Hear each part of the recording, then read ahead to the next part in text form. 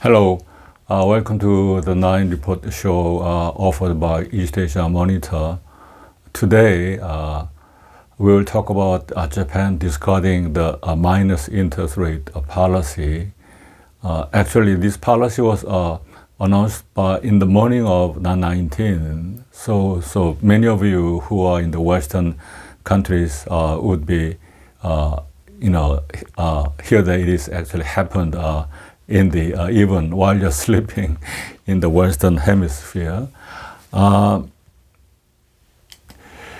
9 Report is actually made and uploaded on 9th, 19th, and 29th of the month. That's why it is called the 9 Report. I'm Daniel Rowe. I'm a political economist with a focus on Japan, and I'm back in my home country, Seoul, doing this show.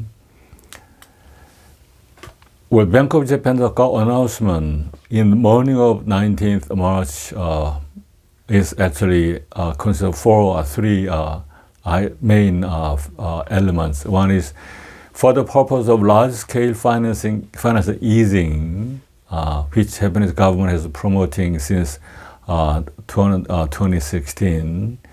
Well, the Japanese government and the Bank of Japan together will implement the following three policies. One is lifting the negative interest rate policy and termination of the yield curve control, that is pricing the bonds of long-term interest rate manipulation, in other words, and also the stopping the new purchase of exchange trade fund, ETF, and real estate investment REIT, so that the cash will stay in the economy, so that the citizens will spend more.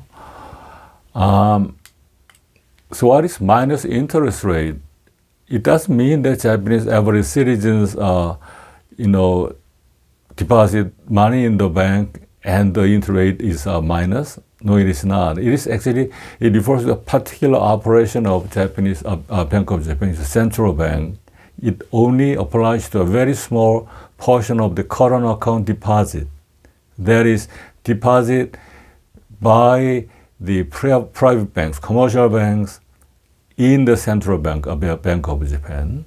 Okay, so if that becomes a plus, or if that is minus, okay, then the bank, commercial bank will not deposit in the central bank, so that they actually either give the loan or to make an investment in the marketplace. So this is really intentional barring, really preventing the commercial banks deposit in the central banks by means of minus interest rate. So it applies a very small segment of entire Japanese public finance, but it has a really symbolic meaning, that counterintuitive term, that minus interest rate exists in Japan, but now it doesn't anymore. It was introduced by the quantitative and qualitative financial easing on January 2016 under the Abe administration. At the time, the design was that the low interest rate for deposit at BOJ will induce channeling loans and investment to the firms by commercial banks instead of keeping them at the Bank of Japan, because you lose the money just by depositing it at a Bank of Japan. So they expect that it will reinvigorate the national economy and reduce deflation, even though in a very small scale. And how come this happens? What is the background? I think the basic background is quote unquote the Abenomics, the economics envisioned by Prime Minister Abe Shinzo. You would be very familiar with this. Abe Shinzo in 2016 declared some kind of policy of three arrows. These are three arrows for the purpose of deal with the deflation to deal with the deflation, to get rid of deflation, he asked for three action items. One is bold monetary easing. So actually, today's policy is important part of monetary easing, so that the amount of cash, amount of money in the society gets larger. So, well, there's this famous Japanese term, "okanaga jabujabu." That is really money is flowing in the society. It was kind of image that Abe government had. And another one is a flexible application of fiscal stimulus. The government will employ many fiscal stimulus policies, okay, together with this monetary policy. Also, another one is growth strategy to encourage private investment by private corporations. These are one of three arrows. This today's policy belongs to the first arrow, that is bold monetary easing. Minus interest rate is really something very bold in the eyes of bankers in the Western societies, I think. So there was a long journey from zero interest policy to minus interest policy of today. Even though that could be a bit boring, we need to know at least the major items. What is zero interest policy? It was to induce a rate towards a zero on policy loans, government policy loans, so that corporations use more money in the market, so that the economy will be promoted with larger circulation of money, again cash. Another was quantitative easing. That is, the government and central bank actually induced the commercial banks to purchase government bonds. Okay, then the government will actually do lots of public works so that the money can circulate in the society. Another one is comprehensive financial easing. There is actually the zero interest policy, de facto a zero interest rate policy.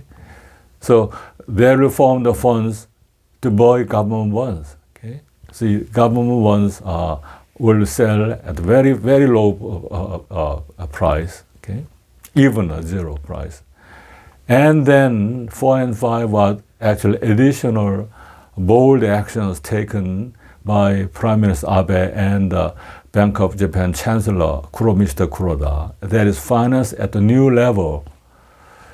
They set the goal of 2% of price increase. So they want to have inflation in the society as a result of circulation of more money in the society.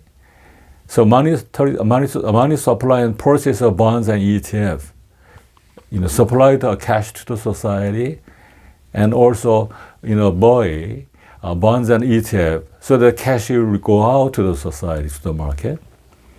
And then there is a finance side, and then we have monetary side. There's minus interest rate policy, even minus, but minus is so commonsensical. So it doesn't mean that if any average citizen puts money in the bank, he actually pays for the deposit. That is because of minus interest. It's not what it means. It is actually applies to very small segment of operation transaction between commercial banks and the Bank of Japan. Okay, so if let's say Sumitomo Bank deposits some money in this account at Bank of Japan, they have to pay the interest, not get. So that is a minus interest from the actually point of view of the saver. I mean, depositor. Okay, so that is really quantitative plus qualitative easing with zero interest. So basically, zero interest plus this one will make a partial minus interest rate regime is what it means. So that is the first time that in the Japanese finance history that the phenomenon of paying actually interest when you put deposit the money in the bank, which is a minus for the depositor. Also, the yield curve control, that is a manipulation, controlling the pricing of government bonds, particularly 10-year government bonds rate at zero, so that government bonds should be actually used more easily by for the issuers, was another important element. So now with this today's policy of getting rid of interest rate policy, what will happen? The many Japanese financial specialists think of four things. First of all, one is the general interest rate in the financial market to the level of public financing rate, so that the interest rate between public financing and the commercial financing will actually, in a sense, converge. The gap is not really, huge. And then yen becomes stronger in its value. Okay, so if at the supply of yen reduces, its scarcity increase, so the value goes high, and corporate financing rates, both variable and fixed level rate will go up too.